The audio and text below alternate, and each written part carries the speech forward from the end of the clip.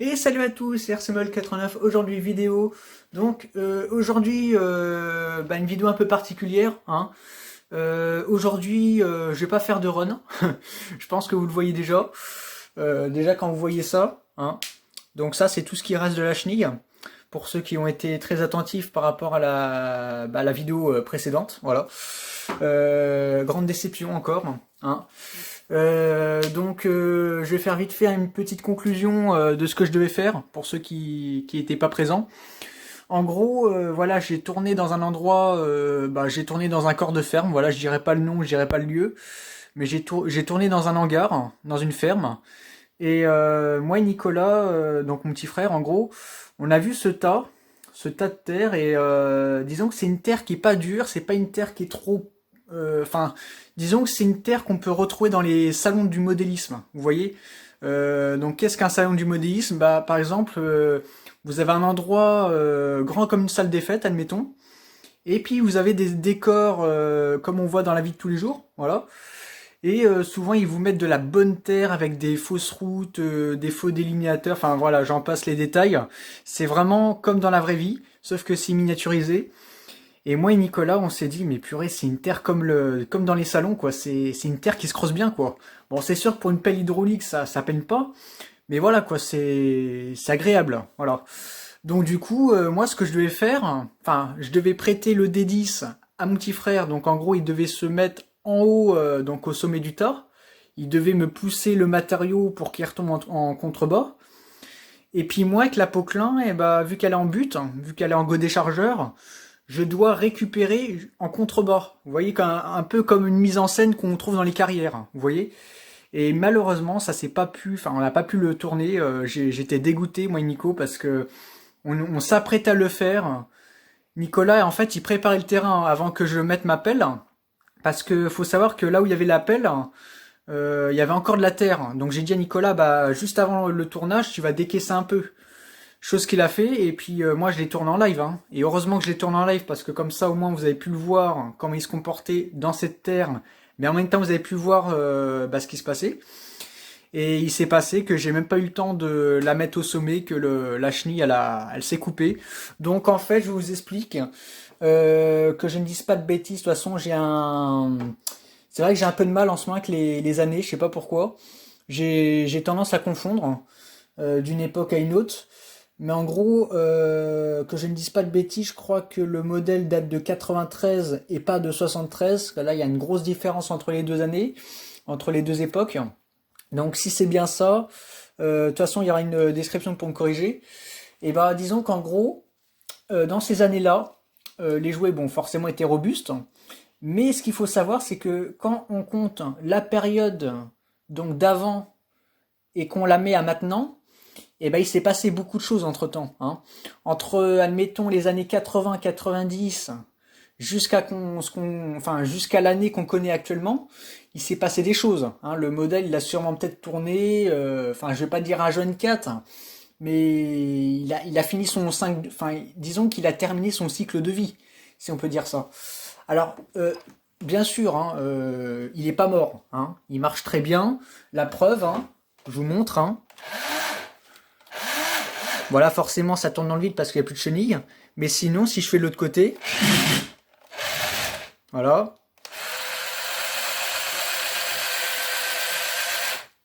Donc vous voyez, hein, il marche très bien, hein.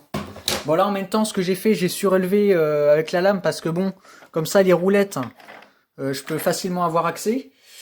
Mais voilà, vous voyez, il fonctionne très bien. Mais ce que je veux dire, c'est que le caoutchouc, lui, par contre, il est cuit, hein. Alors, pour faire exemple, vous prenez l'exemple d'un pneumatique, donc de voiture ou de n'importe quoi, hein, un pneumatique, hein, vous prenez un pneumatique, et bah sur les bords du pneumatique ou sur le flanc du pneumatique, vous pouvez avoir l'apparition des fissures.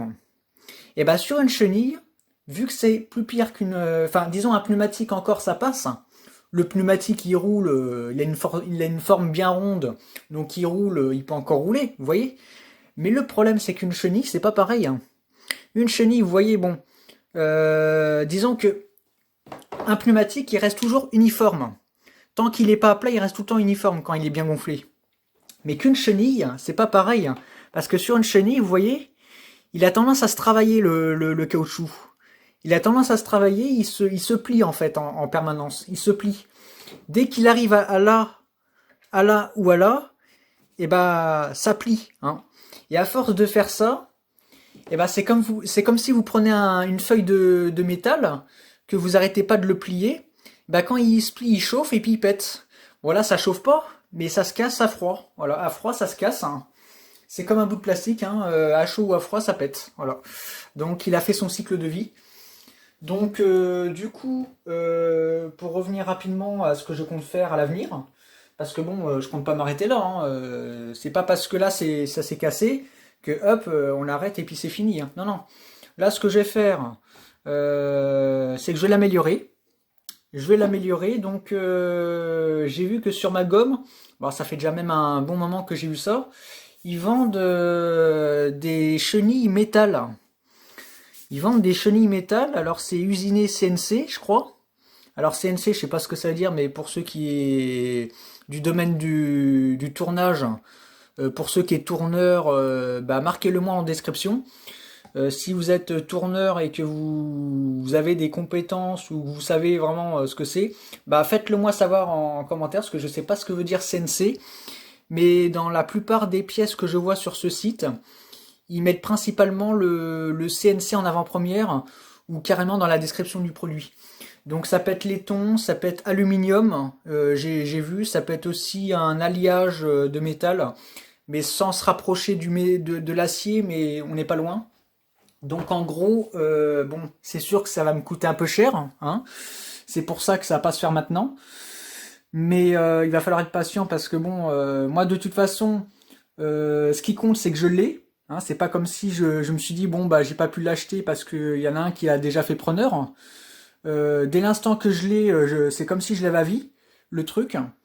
Donc en soi, moi ce que je vais faire, c'est que moi je vais l'améliorer. Je vais le faire passer en chenille métal. Donc ça veut dire qu'il va falloir que je change le barbeau, les roues folles, et puis toute la tiraille du bord. Et du coup, ce que je compterais faire, c'est que je ferai une petite mise en vente. Alors, bien sûr, pour ceux qui ont ce modèle-là, hein, parce que si vous n'avez pas ce modèle-là, ça ne sert à rien. À moins si vous êtes comme moi et vous êtes bricoleur et que vous voulez inventer votre propre modèle avec ce que j'ai. Mais bon, ça, c'est à voir. Mais moi, ce que je compterais faire, du coup, vu qu'on est sur quelque chose de collector et d'ancien, vu que je vais retirer ça, et puis la partie inférieure, et bah du coup, je vous les vends. Voilà, il y a possibilité de vous les vendre. Je n'ai pas de prix, mais moi, faut savoir que je vendrai en lot. Voilà, je vendrai pas seulement que le barbeau, je vendrai pas seulement ça, je vends tout le lot complet. Voilà. Donc en fait, moi, je garde que le bulle, vous voyez.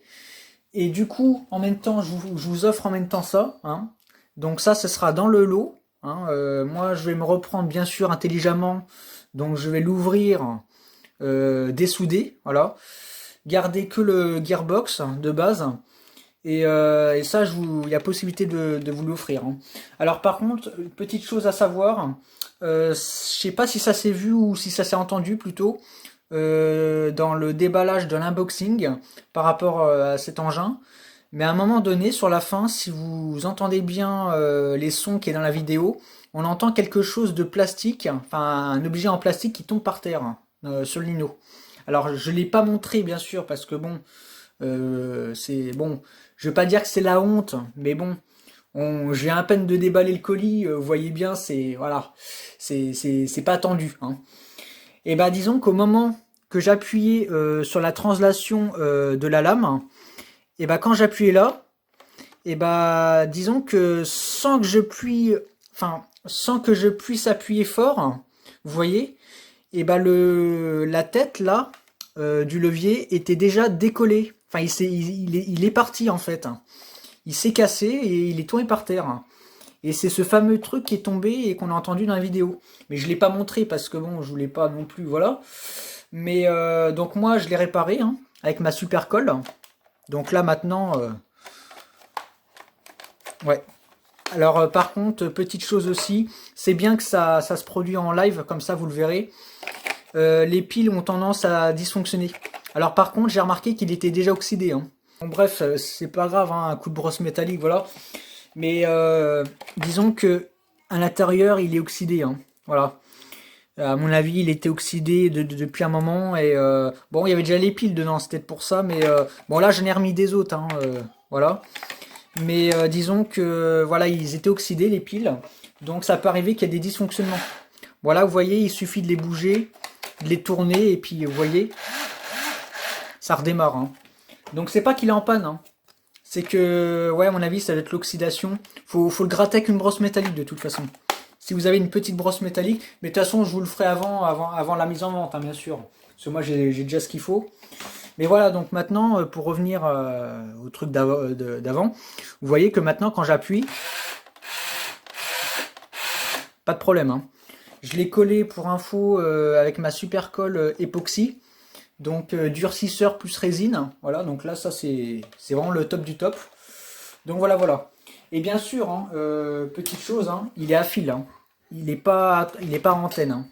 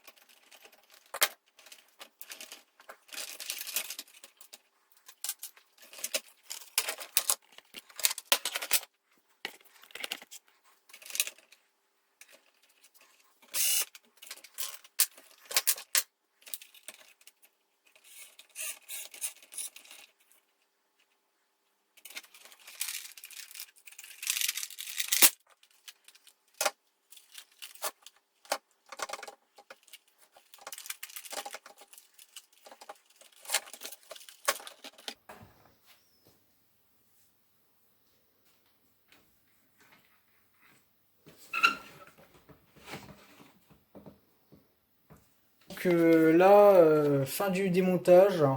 Là, arrivé un moment, j'ai pas eu le choix. J'étais obligé de carrément le retirer de force. Parce qu'en fait, si vous voulez, je me suis retrouvé dans une impasse. Parce qu'en fait, il n'y avait aucune vis. Enfin, disons que, à part toutes les vis que j'ai pu enlever, j'en voyais pas d'autres. Et je me suis dit, mais comment il arrive à tenir encore, quoi. Donc moi, ce que j'ai fait, c'est que je l'ai tiré. Voilà, j'ai tiré de force pour voir si des fois, parce que bon, faut savoir que là, on a la certitude déjà que là, on est sur quelque chose qui n'a jamais été démonté. Donc, à mon avis, lors de l'usinage, il est fort probable que déjà, comment dire, que le plastique s'est serti. Voilà, que le plastique a collé avec le temps. Donc là, je l'ai retiré de force. Bon, ça va, enfin, ça aurait pu être pire, hein, vous allez me dire, ça aurait pu être pire. J'ai fendillé ici. Voilà. Donc sinon, tout le reste est bon. Mais j'ai fendillé ici. Donc ce que je vais faire, c'est que je vais le coller une première fois à la colle extra forte. Je vais juste pointer un endroit où ça s'est voilà, vraiment pété. Et puis ce que je ferai par-dessus, je mettrai de la résine. Voilà. Je mettrai de la résine. Donc là, là, ça a pété la pâte, hein. La pâte qui retenait le moteur, ça l'a pété. Bon, l'autre côté, il s'apprête à se péter, mais il est encore maintenu. Donc voilà comment que c'est fait en fait. Vous avez un système comme ça. Et vous avez deux moteurs comme ça. Voilà. Donc ça va, ça n'a pas l'air d'être de la merde, d'après ce que je vois niveau moteur. Donc je pense que ça, je vais sûrement peut-être le laisser. Ouais, je pense que je vais sûrement peut-être le laisser encore. C'est pas quelque chose...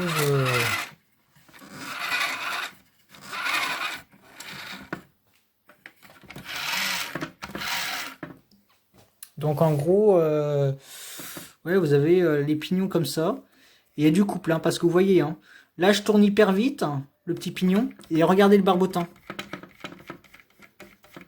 Tellement que c'est démultiplié. Hein.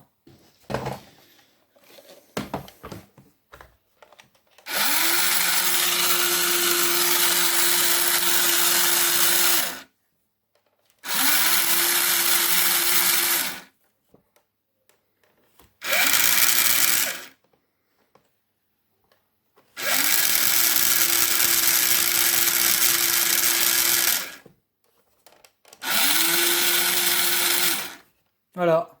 Donc c'est vraiment démultiplié. Hein. Mais je sais pas si je vais garder ça. Je sais pas si je vais garder ce système parce que pour moi c'est pas quelque chose qui est. Enfin, c'est pas que je tolère pas, mais c'est que là déjà on voit tout de suite qu'il y a un cliquet dedans. Hein. On voit que dans l'axe du pignon il y a un ressort, donc là il y a des dents. Ça c'est sûr et certain, il y a des dents. Je sais même pas s'il se voit au focus d'ailleurs, mais voilà. On n'est pas sur quelque chose de sûr pour moi. Donc je vais vous faire rapidement, juste après, enfin là je vais faire une coupure et puis on se rejoint après.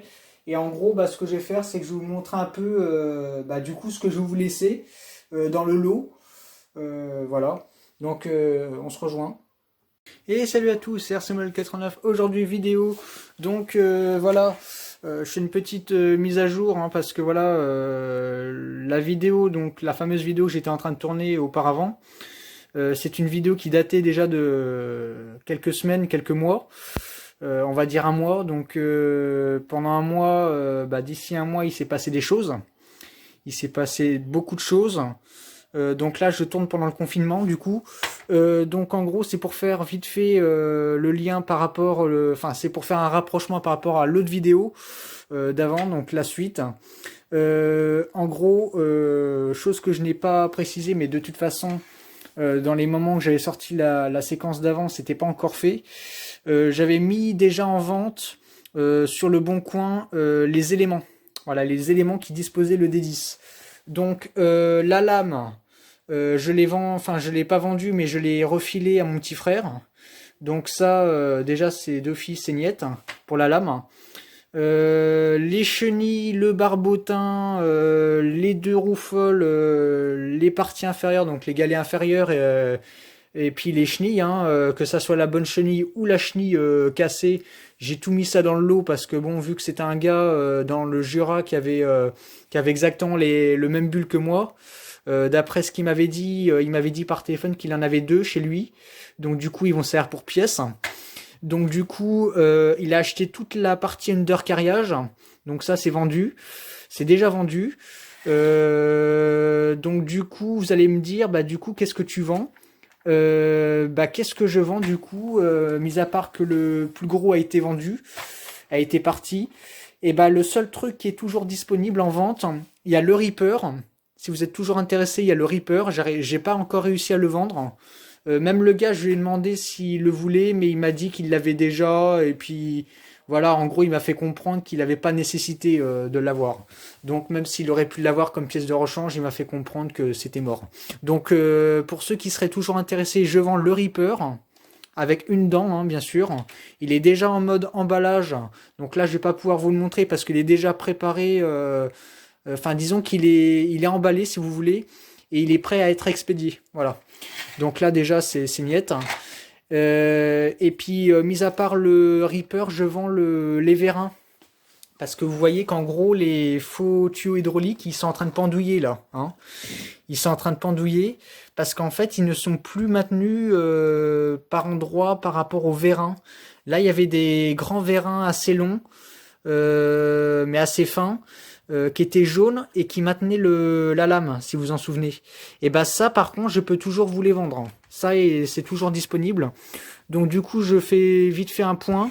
Je vends actuellement le Reaper et les deux grands vérins assez longs, donc les deux grands vérins jaunes. Voilà. C'est les seuls trucs que je vends. Tout le reste a été vendu déjà. Voilà. Donc bah voilà. Bon bah là c'est vrai que pendant le confinement je fais ce que je peux. Hein, voilà, j'essaye de vous sortir comme des vidéos, même si c'est pas à la suite, même si c'est pas instantané, parce que faut l'inspiration, faut le. Je vais pas vous sortir n'importe quelle vidéo, c'est ça en gros ce que j'essaie de vous dire. Je vais pas vous sortir n'importe quoi. Je vais vraiment vous sortir quelque chose de qualité et j'essaye voilà d'être précis dans ce que je vous montre. Donc voilà, donc sur ce, pour ceux qui sont intéressés, je mets les liens des annonces dans la vidéo, donc dans les commentaires, hein, en description, je vous mets le lien via mon annonce. Et puis si en même temps vous êtes un petit peu curieux et que vous voulez voir en même temps ce que je vends d'autre, je vends aussi pas mal de pièces, un petit peu du domaine, voilà, j'essaye. Donc si vous êtes curieux, je vends, voilà. Vous allez sur l'annonce. Vous cliquez dans mes annonces ou dans les annonces de la personne, donc moi, et vous allez voir à peu près ce que je vends. Voilà. Donc bah sur ce, restez RC, abonnez-vous, restez à la maison, et sur ce, à ciao. Allez.